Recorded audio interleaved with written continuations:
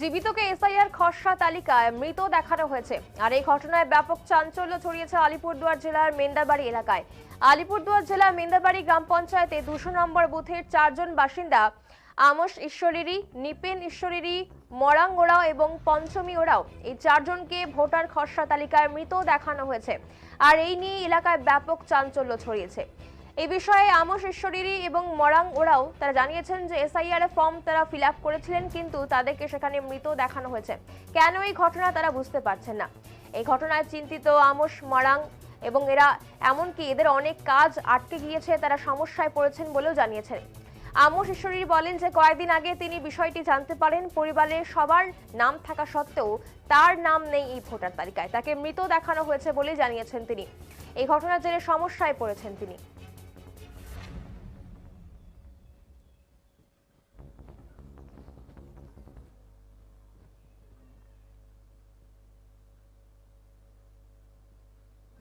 দাদা আপনার নাম?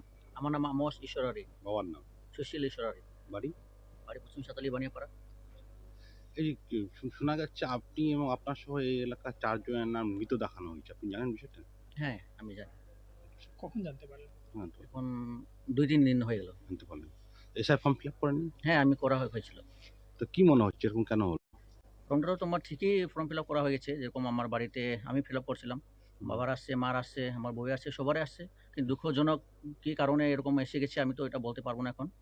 আপনাকে মৃত দেখাই দিয়েছে। আমার ভোটার লিস্টে মৃত হয়ে গেছে। একটু কি চিন্তিত আপনি আছেন? হুম। শুধু আপনি না, আরো এই গ্রামে আরো এরকম আছেন? গ্রামে মোটামুটি 4-5 জন এরকম আছে মৃত, যার নাম মৃত। মৃত। আর বাকিগুলো মানে ট্রান্সফার, ওদের শিফটেড হয়ে গেছে। মানে ভুল দেখাচ্ছে? ভুল দেখাচ্ছে। 3-4 জনেরই মৃত্যু দেখাচ্ছে। মৃত্যু দেখাচ্ছে। ওরা জীবিত সবাই? হ্যাঁ, ওরা জীবিত। ওদেরকে চিনে, ওদেরকেও যেরকম আমি চিনে? আছি, আমি জীবিত। আচ্ছা, তা এই যে এটা হলো, কি মনে হচ্ছে কেন এরকম হলো? এটা তো আমি বিশেষভাবে বলতে পারবো না কিরকম হয়েছে, সাম টেকনিক্যাল ইস্যু হতে পারে।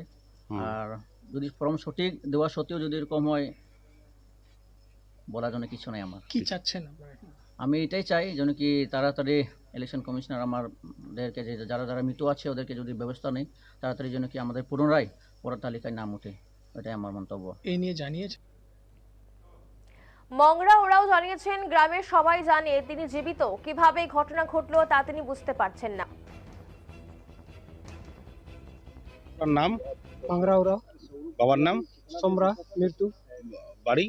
বাড়ি এই যে পশ্চিম সাতালি। এই যে আপনাকে তো মৃত দেখানো হয়েছে, আপনি জানেন? শুনছেন কি? না, শুনেনি তো।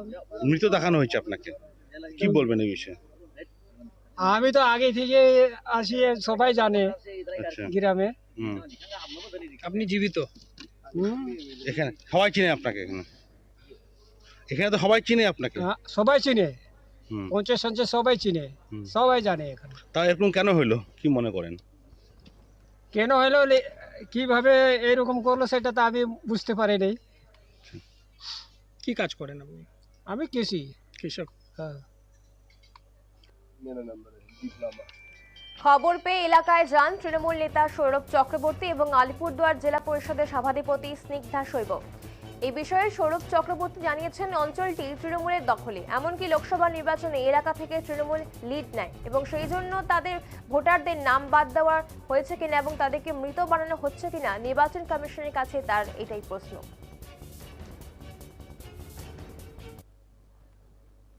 তারা ফর্ম ফিল আপ করার পরেও তারা তাদেরকে মৃত ভোটার বানিয়ে দেখিয়ে দিয়েছে।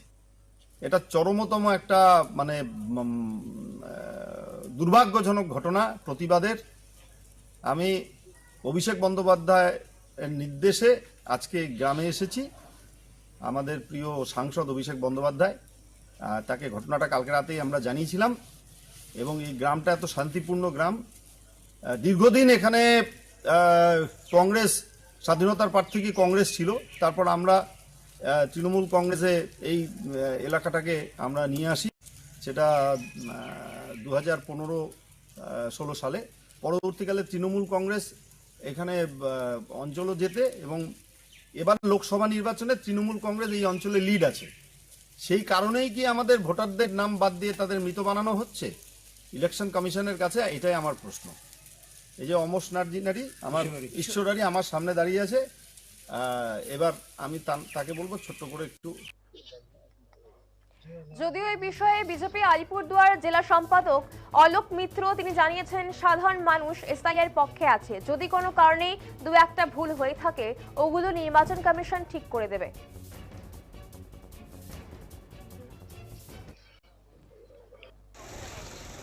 আজকে নির্বাচন কমিশনের যে খসড়া লিস্ট বেরিয়েছে, প্রকাশিত হয়েছে, সেই খসড়া লিস্টে দেখা যাচ্ছে যে 2-3 জনের নাম সেই তালিকায় চলে এসছে মৃত ব্যক্তি নামে।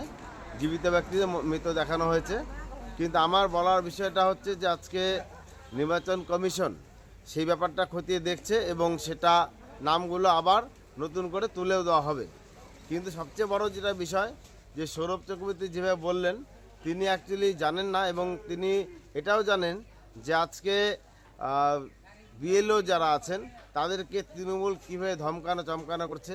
তা আজকে হয়তো তৃণমূলের ধমকানো চমকানো ব্যাপারটা হতে পারে এবং যেই এলাকায় নাম কাটা গিয়েছে সেই এলাকায় তৃণমূলের পঞ্চায়েত সদস্য এবং তৃণমূল ওখানে হচ্ছে ক্ষমতায় এবং প্রধানও তৃণমূলের। তো সুতরাং তারাও ধমকিয়েছে চমকিয়েছে নাকি এই ব্যাপারটা দেখতে হবে, কারণ যাদের নাম কাটা গিয়েছে তারা বিজেপি সমর্থক এবং তারা বিজেপিটাই করে। তো সুতরাং তৃণমূল পঞ্চায়েত ধমকিয়ে চমকিয়ে বিএলওদেরকে সেই নামটাও কেটেছেন কিনা সেই ব্যাপারটা দেখার বিষয় আছে, কারণ তৃণমূল এই ধরনের কাজ করছে এবং এর বিরুদ্ধে যদি দেখা যায় তৃণমূল করছে তার বিরুদ্ধেও কিন্তু ব্যবস্থা হবে। তো সৌরভ চক্রবর্তী এত কিছু বলে লাভ নেই, তিনি এখন লাইমলাইটে নেই, তাই তিনি লাইমলাইটে আসার জন্য তিনি এই ধরনের কার্যকলাপ করছে, তাতে কোনো লাভ হবে না।